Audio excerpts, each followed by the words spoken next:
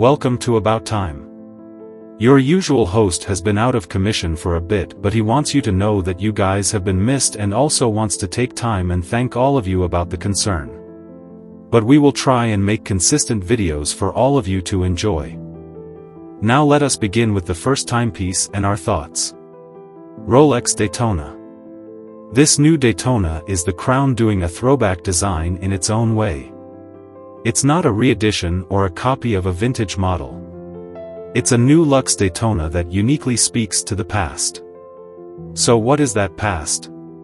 Well, it's a mixture of the Paul Newman styling and aesthetics of the very first Daytona model, which itself links back to Le Mans. Origins of the Daytona 24-hour races. The 24 Hours of Le Mans is the most storied and prestigious endurance race on the planet. The Rolex Daytona is the most famous mechanical chronograph on that same planet, so named for a different 24-hour endurance race, I'll let you guess, whose origins point back to the Le Mans, and that's because the original Rolex Daytona Ref. 6239 was not actually called the Daytona at first. The marketing and advertising behind the model that first sprang up in 1963 did not refer to this watch as Daytona because it wasn't actually called that yet. Instead, the ads make reference to a chronograph called the Le Mans. Yes, the Rolex Daytona, by all accounts, was originally going to be called the Rolex Le Mans. Daytona would eventually take the billing thanks to Rolex's sponsorship of the 24 Hours of Daytona in the mid-1960s. But it was Le Mans that set the table some 60 years ago. So while this new Daytona released in June celebrates 100 years of the Le Mans race, it also marks 60 years since the Rolex Cosmograph was on the cusp of going by the very same name. My rating on it is 7 out of 10. Now for our next timepiece. Few watches are as iconic as the Type 20, one of the seminal and purpose-built pilot's watches. So when Brigade announced their new Type XX and Type 20 in Paris this past Wednesday, no one should have been surprised that the reception from the enthusiast crowd would be tough, unless it was done their way, the right way.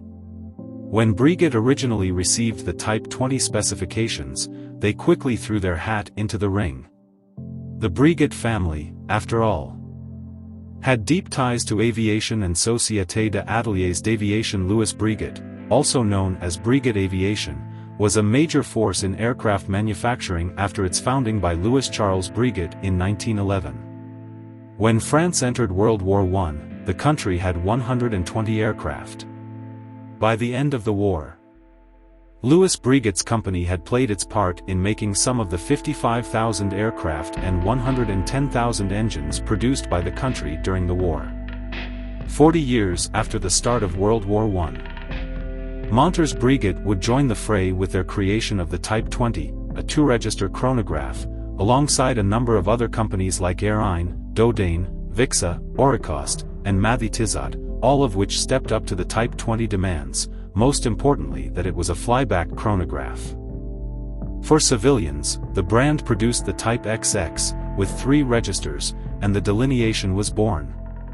It makes sense that 5 years after the discontinuation of the Type XX Ref. 3800 that Brigade wouldn't have just released one simple chronograph.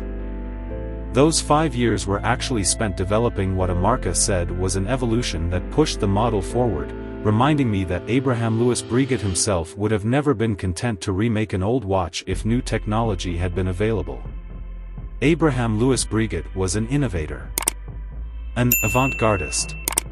If he did everything that other brands did, the history of the brand couldn't be the history we have today. So if we continue to do the same and replicate the watches we did in the past, how can we say we're going into the future? Through that lens, it's a bit easier to appreciate the steps that Brigade has taken with the Type 20/XX. The new caliber 728 and 7281 movements are certainly steps forward for the brand. The actuation of the start/stop/reset and flyback functions all have a satisfying crispness to them, with a balanced push all the way through. There's no sense of slippage that you might get from other chronographs or too much resistance that would make you mistime the purpose of using the chronograph. My rating is 6 out of 10. And now we save the best for last. Patek Philippe. Let's begin with the quadruple complication 5308P, a platinum split-seconds chronograph sporting both a minute repeater and an instantaneous perpetual calendar.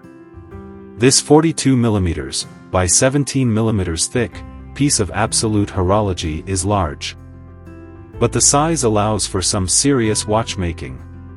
The self-winding CHR 27 PSQI caliber, with platinum mini rotor, provides this monopucher chronograph and perpetual calendar with an instantaneous date change at midnight each night.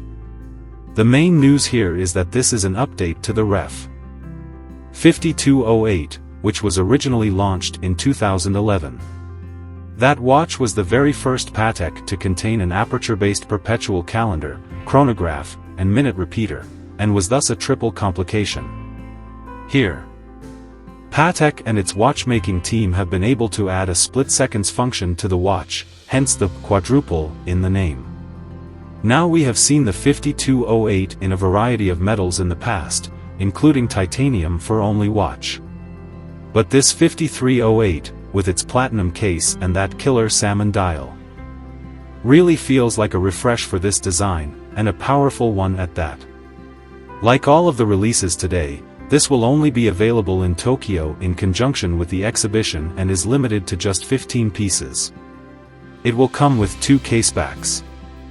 1 sapphire and 1 platinum, both with a commemorative inscription. Next up is the Ref. 5531R, which plays upon a deep lineage of Patek World Time watches but adds a minute repeater by way of the self-winding R27HU caliber. The patented striking mechanism allows the chime to play for local time for the time zone displayed at 12 o'clock on the dial. Speaking of the dial, it is done in grand faux cloisonné enamel. Normally, on these watches, we get more of a traditional map design in the continental sense. For the exhibition, what we have here is a beautiful map of central Tokyo.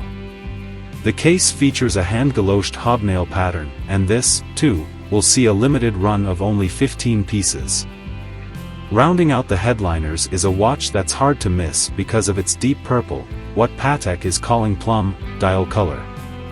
That would be the 5330G World Time date. What's special about this watch is that it is the very first World Time model to feature a date indication synchronized with local time. This was effectuated by the development of the 240HU C caliber, which itself is based on the ultra-thin self-winding 240HU.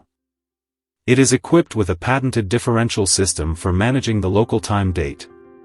According to Patek in the announcement, the date mechanism alone is made up of some 70 parts. To solidify this as a special limited edition for the exhibition, certain design cues call out to Japan distinctly. Like the red Tokyo text and Japanese rising sun emblem in place of the usual sun symbol. Patek filed 2 patents on the date red-tipped date display illustrated on the beveled flange, which is made of glass. This 40mm World Time will see a larger, yet still limited, release of 300 pieces. By far the best of the best, and my rating is going to be a solid 10 out of 10. I know I will hear it from Wolfgang and some of you who will call me biased, but hey, even though I have some AI voice speaking, Patek will always be the best. Once again, thank you all for the concern and hope to see you all soon. Please do not forget to hit the like button, and if you have not subscribed, what are you waiting for? Smash that subscribe and the bell icon. Cheers all.